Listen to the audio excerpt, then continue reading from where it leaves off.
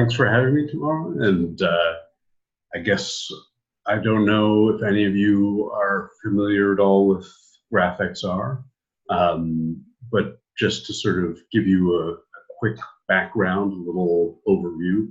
As Tamara says, my name is Sony Green. I'm the co-founder and director of business development at Kineviz.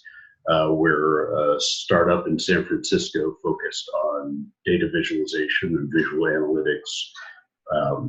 We've been around almost 5 years now, which is quite crazy, but we launched GraphXR about a year ago. And what GraphXR is a sort of synthesis of a bunch of different ideas and capabilities that we wanted to bring together in terms of data visualization and visual analytics. So it's a tool that is intended for a pretty wide range of use cases and a wide range of users. We have customers in medical research, law enforcement, people who are using GraphXR for business intelligence, geological survey data.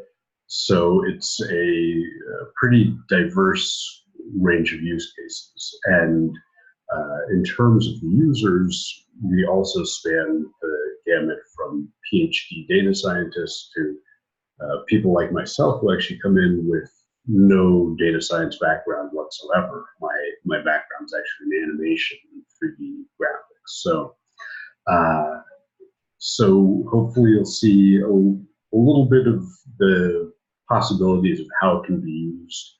What's one thing that's really exciting is that we're seeing people use GraphXR in a lot of ways that we wouldn't have even necessarily anticipated. So hopefully some of you will come away with ideas about how to do that. So I think with all that said, I will just jump into a demo here, share my screen.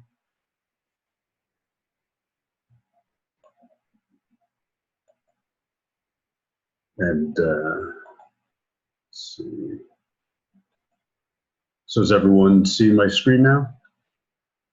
Yes, I see it. Great. All right. So first off, I'll just take you to our web page real quick. So GraphXR is a web-based app. So if you go to kineviz.com, you can sign up using this enter GraphXR link, or if you're already signed up, it will take you directly into the app. And what you're seeing here is the project panel where you can connect to various databases and create a range of projects. So for starters, I want to look at a data set. I don't know if any of you are acquainted with Neo4j, the graph database, but we're a Neo4j partner, and we've worked very closely with them. A lot of power comes from being able to use Neo4j and GraphXR together, and I'll show you a little bit about that later on. But for starters, is this data set around the 2016 US election and the Russian Twitter troll election hacking or interference. And we got this from Neo4j. They got it from MSNBC, basically a collection of Twitter user activity. So what I'm going to do for starters is, since this is a Neo4j data set, what I can do is use their query language called Cypher. I don't actually write Cypher myself, but we have collected some queries that I can easily access here in my query panel. What I'm going to do is pull up this one, the Twitter hashtag #NeverHillary. So I run that, and immediately what I see is a bunch of different node types. So over here in my legend, I see I have one hashtag, 44 tweets. I'll give those the Twitter icon, and then different URLs used to post these and the users who posted them. And if I double click on any of these, I can see here's the text of the tweet, including the hashtag #NeverHillary. Now, what's kind of interesting is to see if I compare this to the hashtag #NeverTrump.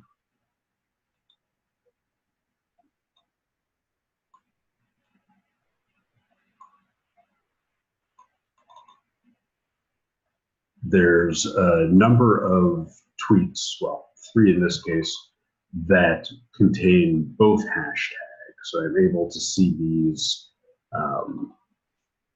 as being connected to both the hashtags here. I guess one thing I should mention at this point, you'll notice that the GraphXR interface is in 3D.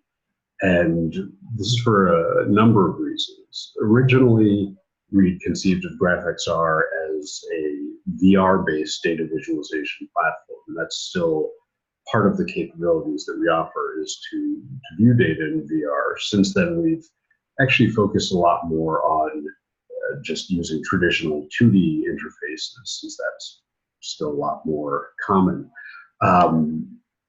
The other nice thing about 3D is that it allows you to work with a lot more data at a time than a normal 2D layout, like something in D3. So when we start to get into thousands of nodes, you're able to see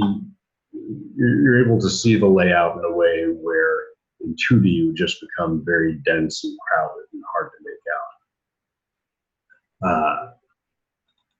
So as I was saying, here's this tweet that contains both the #NeverTrump and #NeverHillary hashtags, and looks like here's the user that's been identified as a troll who posted that. So now I can expand from there and see, all right, what other tweets have they posted?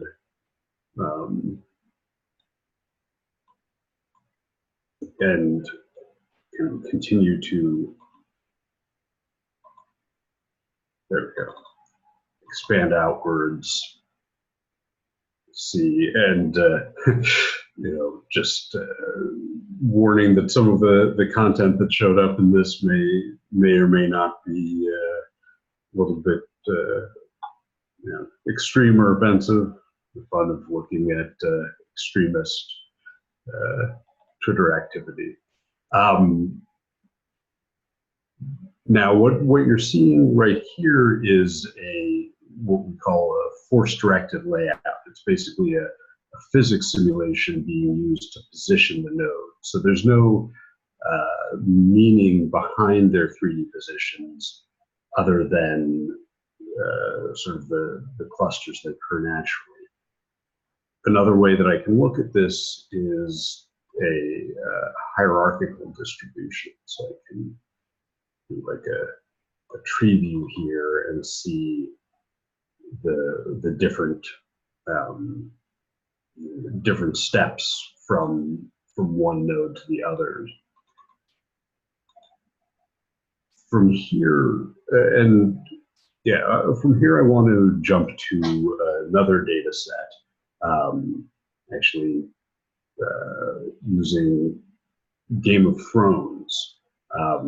And I'll show you too how to connect this up with Neo4j for those of you who are interested. So what I have here is just a CSV containing data about the TV show Game of Thrones. The characters, who played them, the families they belong to, who killed them. Apologies for any spoilers, but probably caught up on the show if you're into it. And links to the character images. Now, with this, I'm just going to drag and drop the CSV, and you'll see that all of those rows in the CSV have now been brought in as nodes here in the graph space. And because I have those URLs for images, I'm also seeing these profile pictures of the various characters. But you'll notice that there are no relationships between these, since it's just a flat file that I brought it in from. Now, up here in the legend section, I can switch over. Right now, I'm looking at this just in the label view, and we only have one label type here. Switching over to property, right now, it's assigning a different color for character name, and since there's just one of each, it's kind of a jumble.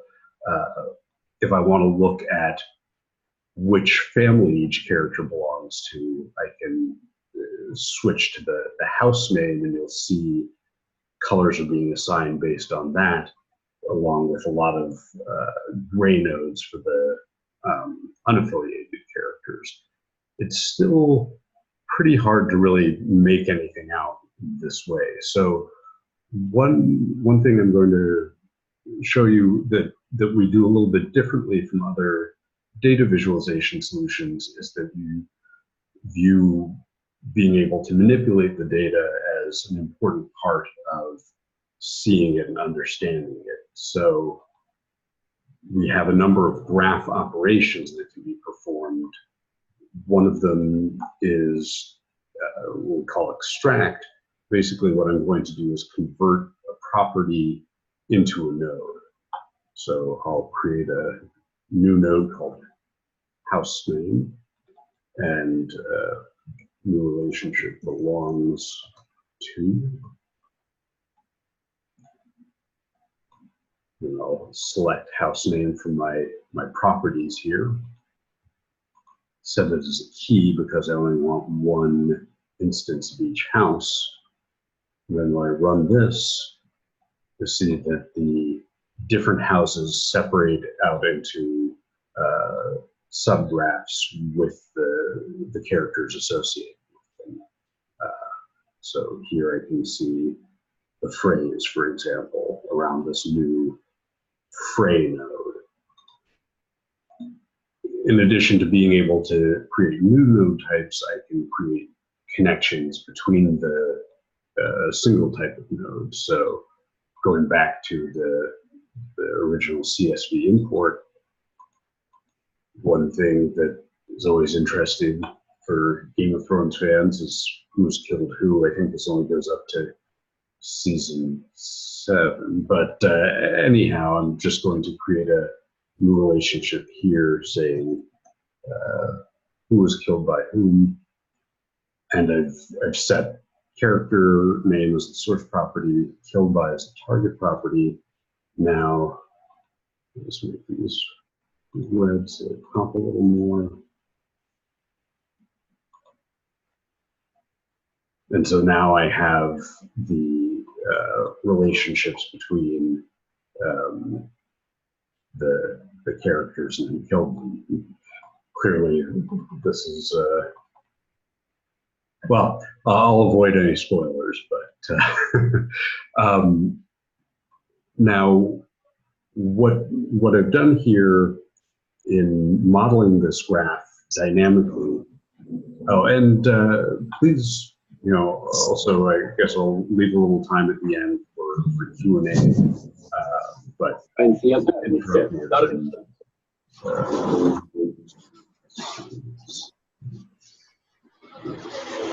got someone else with their mics to help us out.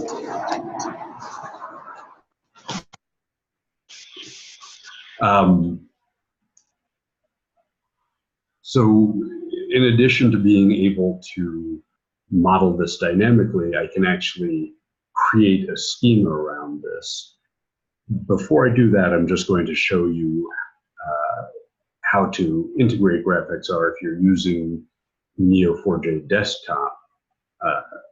What I can do is create a new graph here. Let's call it,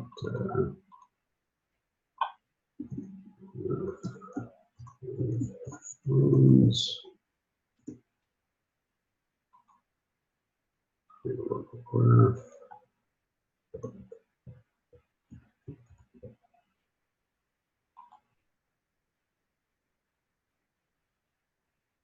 And for those of you who are familiar with Neo4j, you may know their graph apps like Bloom. We actually offer GraphXR as a graph application. So when this finishes creating this new database, should happen any second now. Great. Now I will add GraphXR as a graph app. I'll start this up.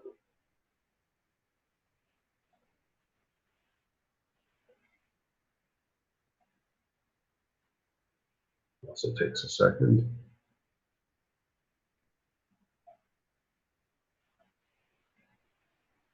Or two. And you'll see that right now I have an empty database, so 0 nodes, 0 relationships.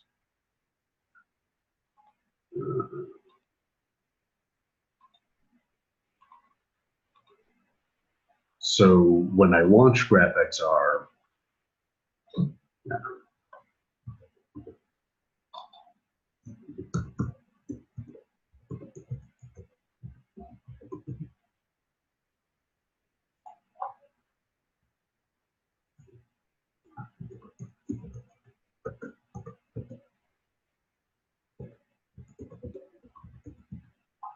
hopefully get my password right, of course not.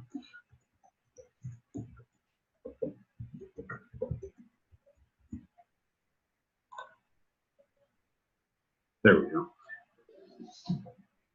What I can do is actually create a schema specifically for that CSV type. For instance, if I have multiple CSVs that are going to have the same structure. So go to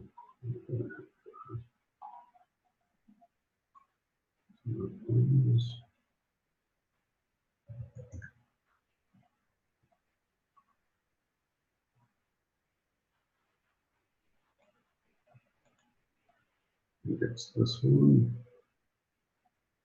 Yeah. So what I'm going to do here is now create a new schema.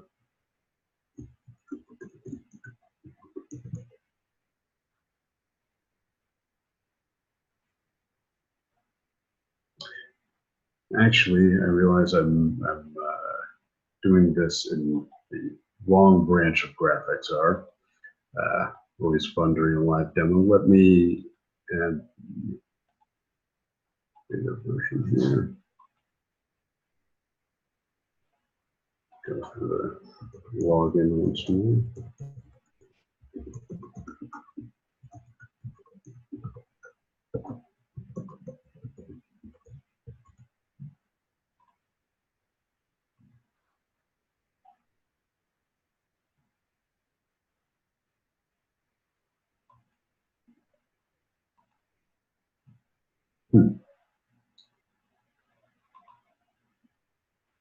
Let me just back out of this for a second.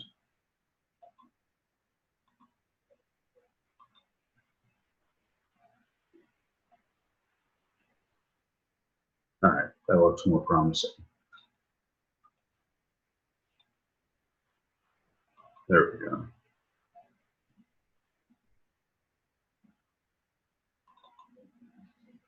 So now you'll see it gives me a preview of the data in my CSV.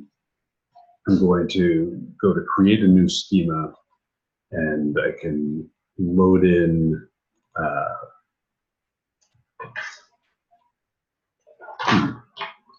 well, I seem to be running into another issue here. I'm going to, so there's actually a tutorial on SlideShare about how to bring data into Neo4j. So I'm going to put a pin in this and go on to a different data set, which is the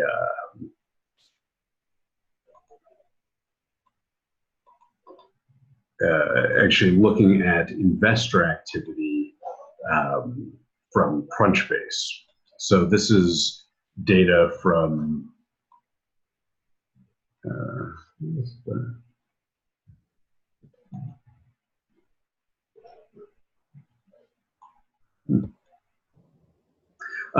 So this is data that was brought to us by a group of students from UC Santa Cruz, and what they were interested in seeing was if you look at the networks of various investors and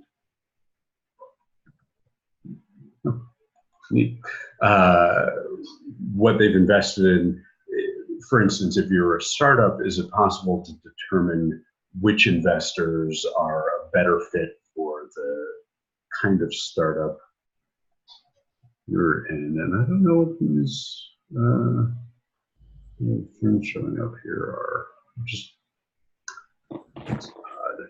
So close these out. Maybe that'll.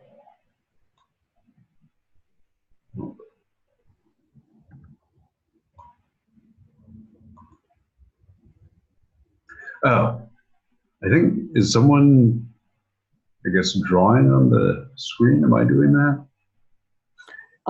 I don't know, like, I also saw this, so, but I don't know who. Okay, well, at least now we know where they're coming from.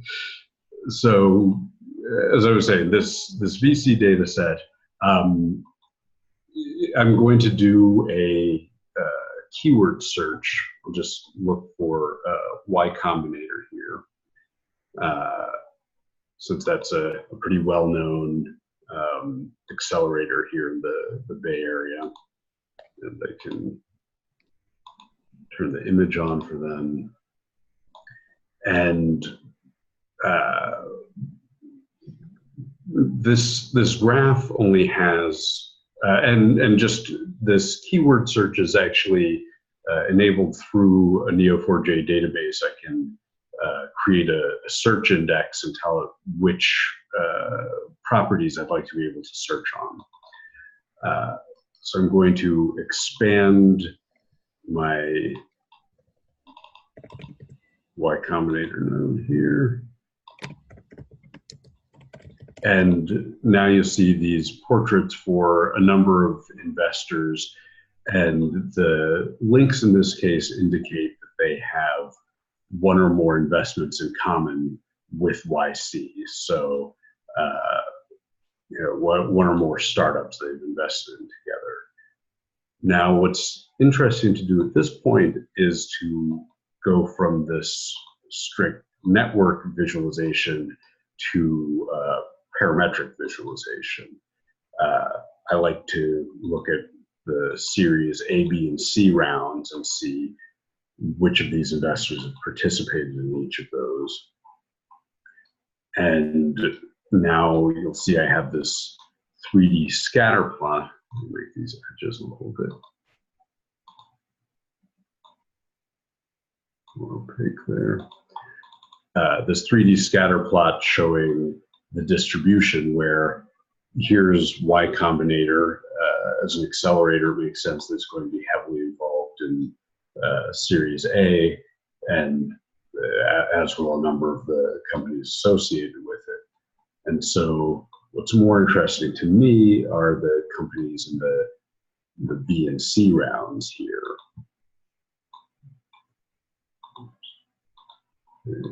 So what I'm going to do is select those B and C companies and then create a new tag.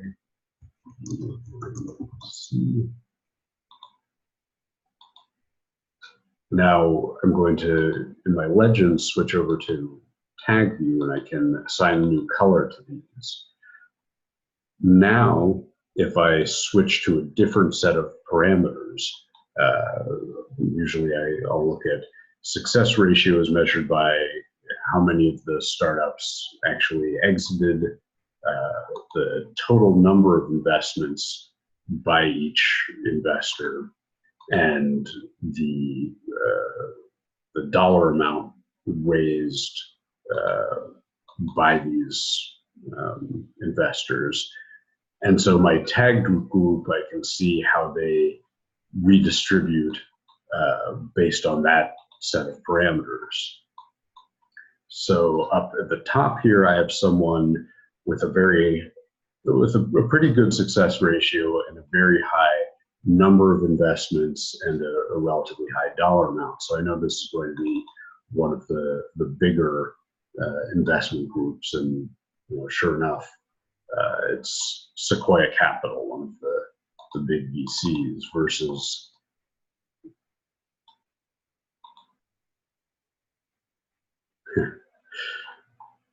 down here, I have someone with a very high success ratio, but low volume, low dollar amount. So it stands to reason this might be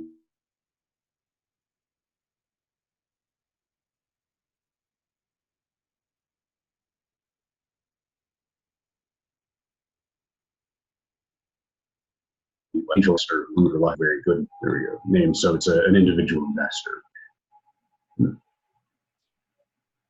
Well, and apparently my internet connection is unstable. Now, if I back out to my force-directed view,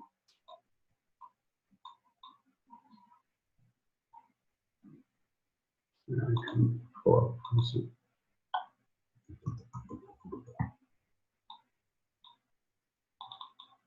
So there's Adam Jackson again, and I can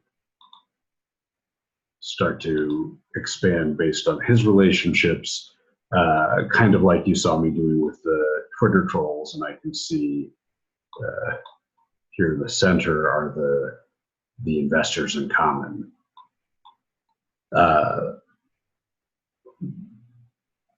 So now I'll show you one thing that we've recently added, which is called composable filters. And I'll show you here and then another data set where I can, with this data set, I can see what type of investments these companies participated in. And software was listed as generic tech. So now I can see, all right, these are the investors with the highest involvement in software or generic tech companies. I'm going to switch over to a data set that shows a little bit more of a dramatic example of how the composable filters can be used. And this is another data set courtesy of Neo4j, looking at, I think it's a synthetic data set, but looking at data in Manchester in the UK. You'll see that it started out with that map view. That's because with location nodes, if I have latitude and longitude listed, it will automatically drop them to a map when I pull up my geospatial view.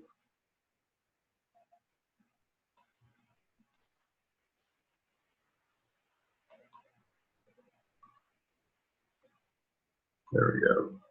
Wow. So it will be very interesting for our community to know more about how you work with geographical data, and maybe you can give more insight, especially from these data sets. Okay, sure. Well, then I've got this, and then another example that's kind of interesting from the geospatial perspective. With this data set in particular, using that composable filters I was showing you before. So one thing that I can look at is the date and time when these criminal activities occurred. So I can filter down to, this looks like about a day's worth of activity, or I'll make it, let's say I make it 2 days. So not only can I narrow it down to a particular range, but I can actually set it to a fixed range and play back over time and see, on any for any 2-day period what my activity looks like. Another thing that's neat about the composable filters, I can actually do that with any parameter. So if I take longitude, I can actually scan over this range of locations and just see like this very narrow subset, and then see, oops.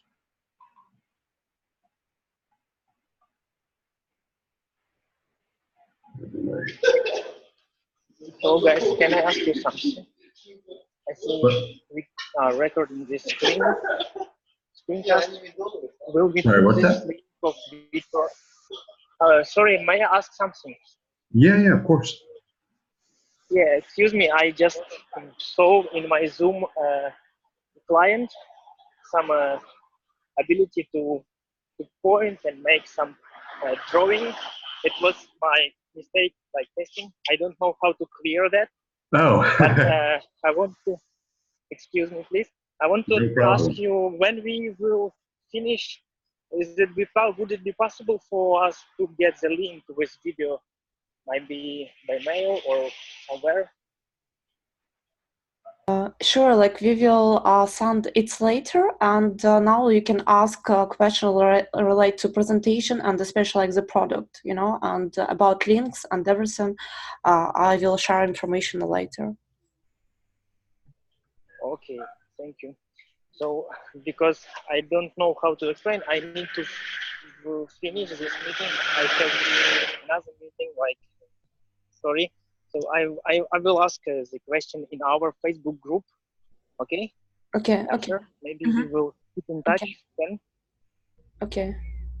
Okay. Thank you, Sony. It's very valuable. Thank you. Thank you. And I'll provide links to GraphXR to sign up, also to our forum, and I'm also happy to answer any questions via email. So options there. Tamari mentioned wanting to look at some of the other geospatial visualization capabilities. So I'm just going to leave this graph and switch over here. So this is a data set that was brought to us by a company that does consulting around mining activity. So I'm going to start by pulling up a sort of an experimental interface that we created for this demo. One thing that we prioritize with GraphXR is being able to extend the capabilities. So, for instance, with this data set, so this is looking at boreholes, geological sample data, and so I was just able to pull up that data, and now I can, I've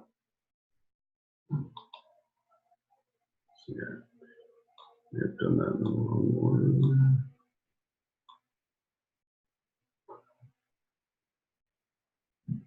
There we go. I'll show a little bit more dramatic example in a minute. It's kind of hard to tell that this is 3D terrain.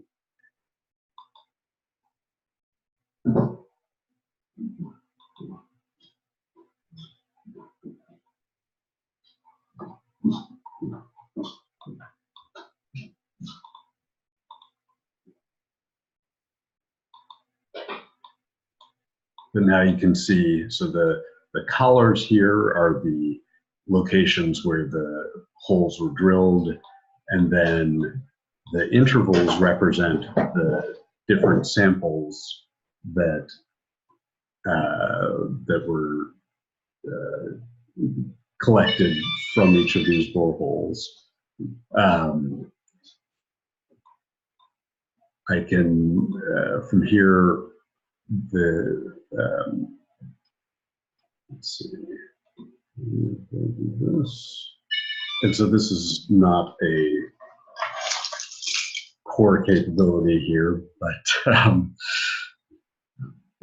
neat. It's always fun. We just close a few windows down here that might help us out.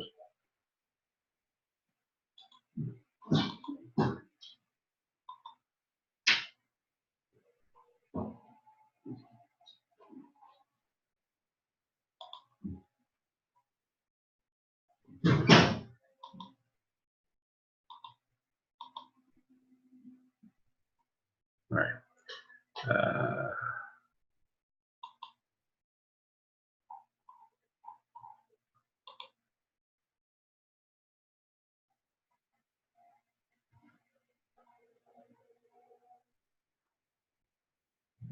Should be loading in the terrain. Usually takes a little. There we go.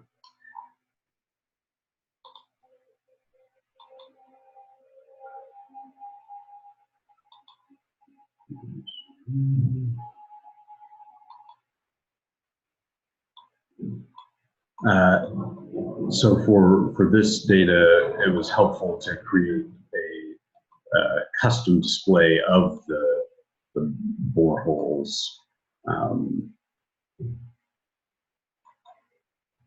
And then to be able to look at what the different sample types are.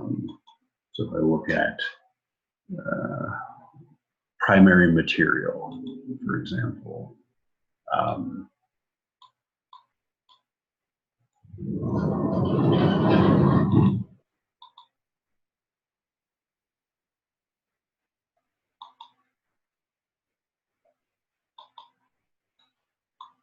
you can see that the different soil types are highlighted in different colors. And I don't have any real background geology myself, but if you're doing remediation, say from a mining spill, or you're trying to find new I don't know, if you're doing drilling, this is a useful way of understanding the composition of the terrain.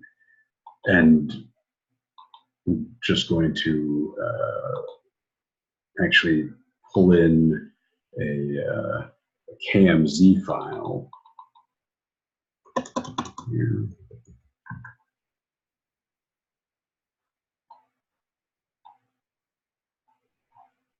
So and you can see I just dragged and dropped that KMZ, and it automatically loads in.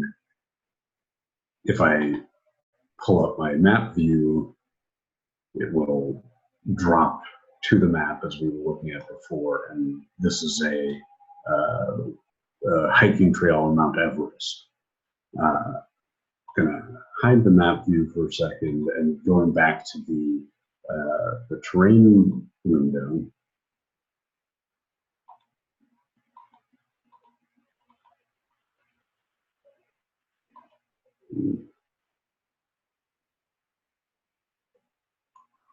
Draw my terrain. Now you can see a bit more clearly that it's actually 3D terrain.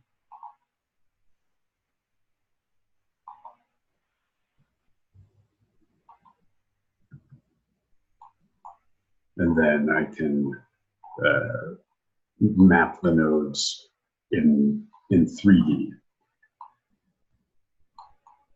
Now, this is something that when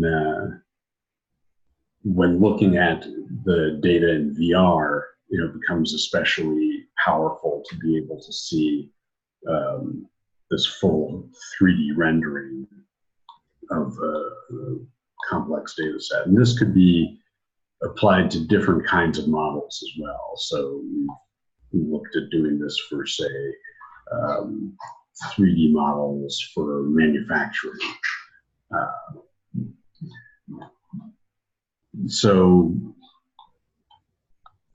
I have like one question now. Like, Yeah, I'm yeah, very please. interested in like how you do like 3D visualization of the map. You make some region and you take like this kind of part of mountains, or um, like how you did this, like. Sorry, say that again.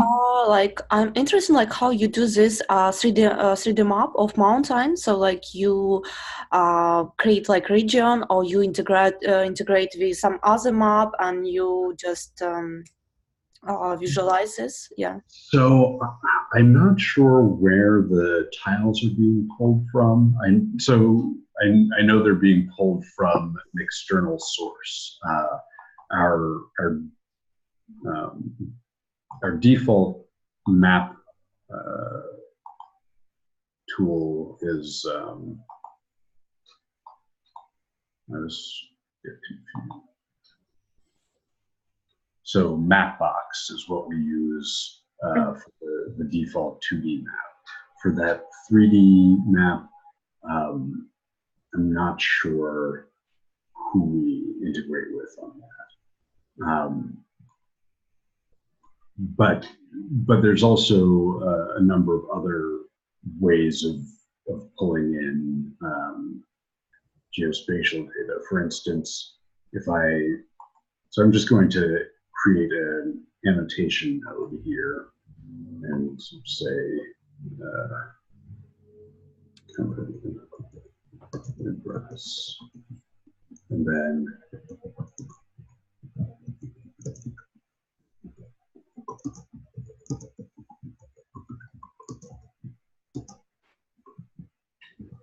so that's the mailing address of our company, and you'll notice the mailing address does not show up on the map.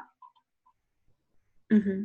But if I switch to my so what we call connectors, where we're able to access external data sources, I can use this address to geospatial, and looking at the remark node, I can say I want to generate the Latin long for those.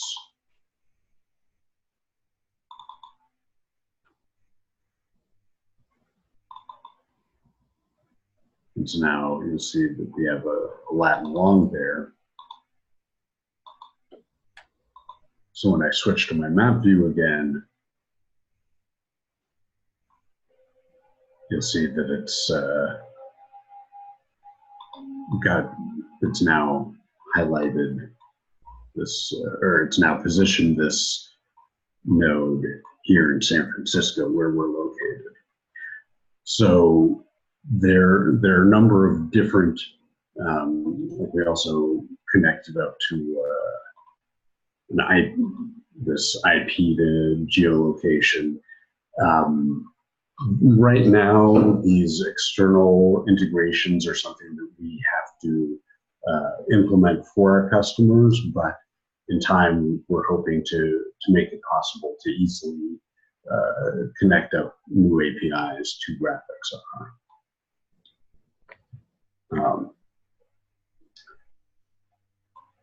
So now, along the geospatial side, you mentioned that that was an area of particular interest, Mara. Is there anything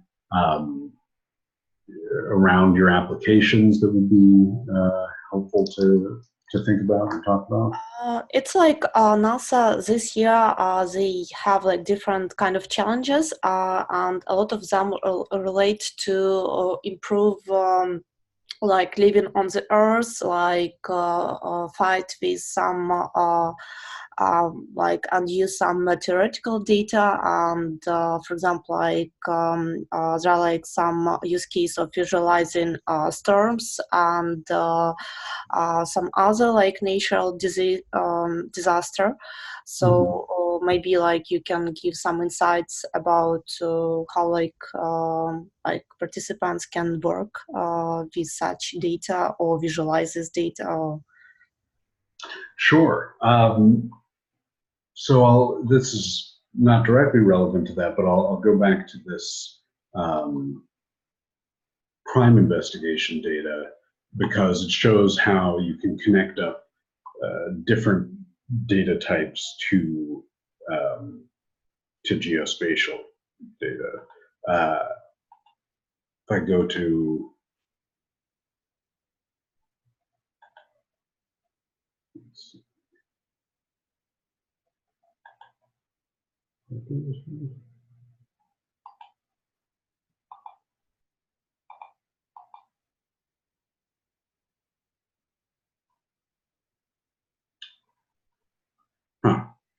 neat.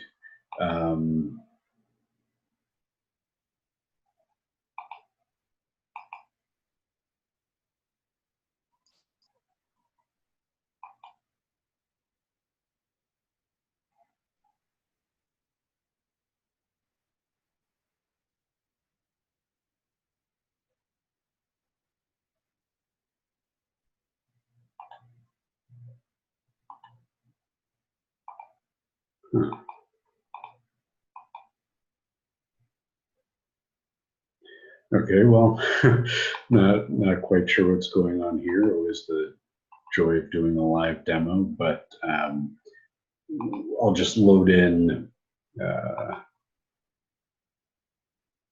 that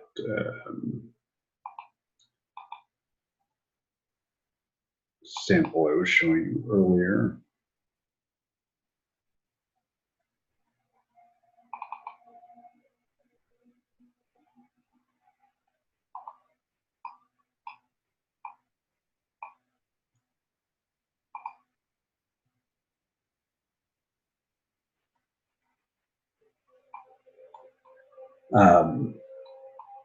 So right now you're seeing that I have the locations, and then the crimes are treated as separate nodes, so they don't actually have any location information embedded in them.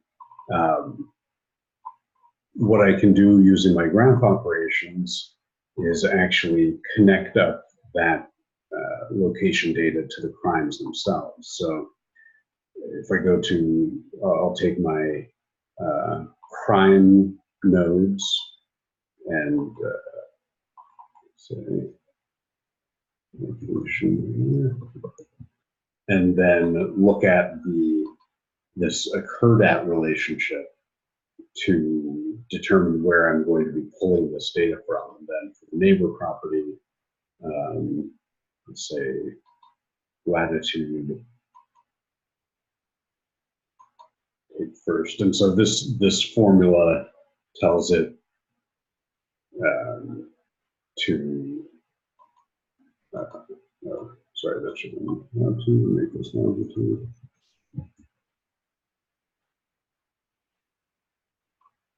To copy over those properties.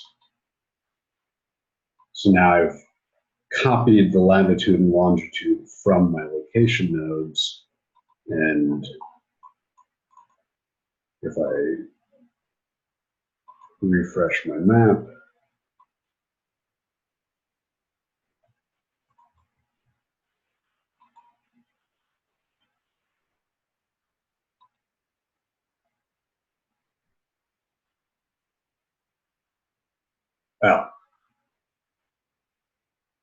may need to be a different.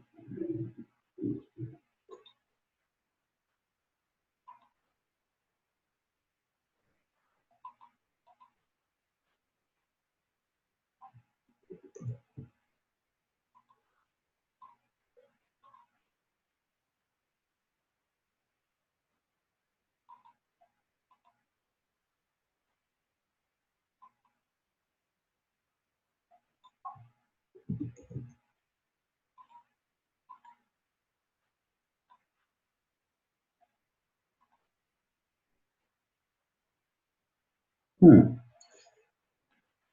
not sure what I'm doing wrong here. What's supposed to be happening right now is for the crime nodes to be connecting to the appropriate locations in the map. Just going to try this one more time here.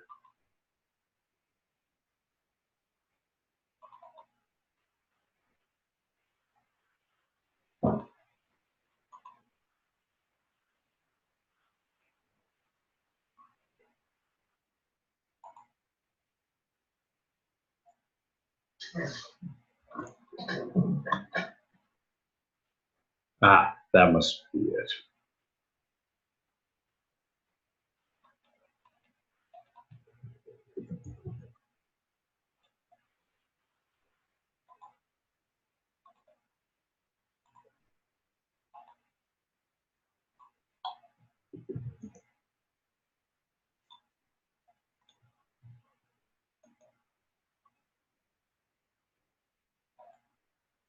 There we go. So I had I was copying the property over to the same node before. What I wanted was to be copying it over to the crime node. So now I can actually delete my location nodes, and my crime nodes are mapped to the appropriate place. So that's, if you think about this, looking at, say, being able to move properties up and down different places in a graph relationship. This goes back to sort of the philosophy that data visualization and analysis go hand in hand, and that we can enable people to very quickly and sort of organically change up what questions they're asking. So a lot of times when someone's developing a schema, they're going in with a certain set of what kinds of questions they want to be asking, and sometimes later on they'll say, oh, I actually need to be looking at it from a different perspective, and they need to redo that model. And in a traditional workflow, that can be very time-consuming and onerous task.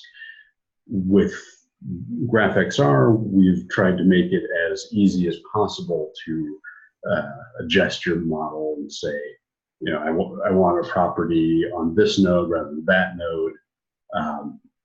Since this is all happening in memory, nothing gets written back to the database unless you want it to.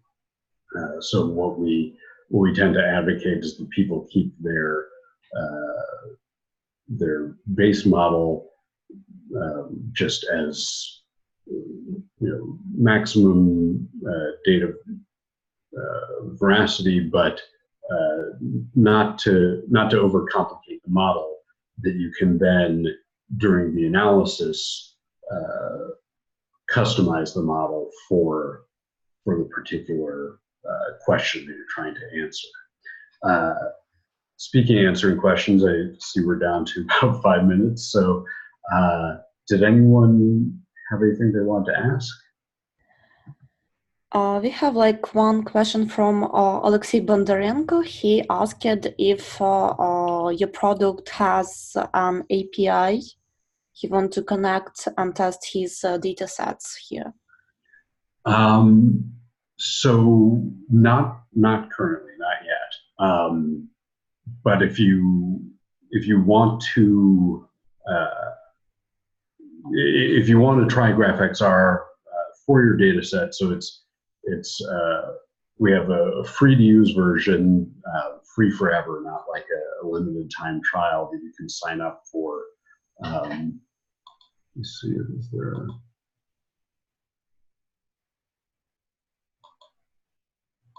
maximize this?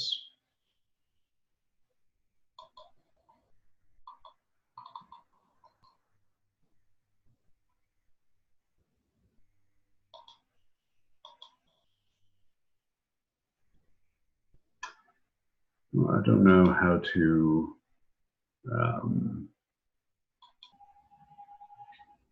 graphxr.kineviz.com to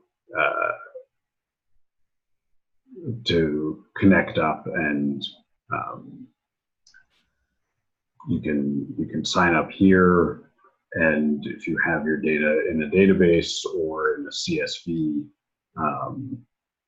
access it through GraphXR.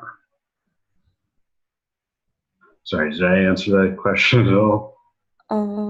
I think yes. Like it's question from Alexei Bondarenko, so we can send him more information later because he not in the chat now. Mm-hmm. Is anyone else have any question right now?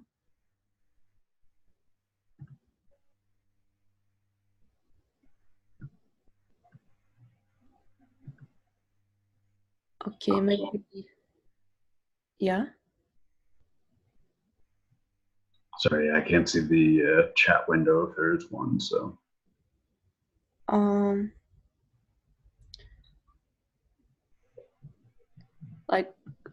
So anyone have a question, please ask, or you can write in the chat.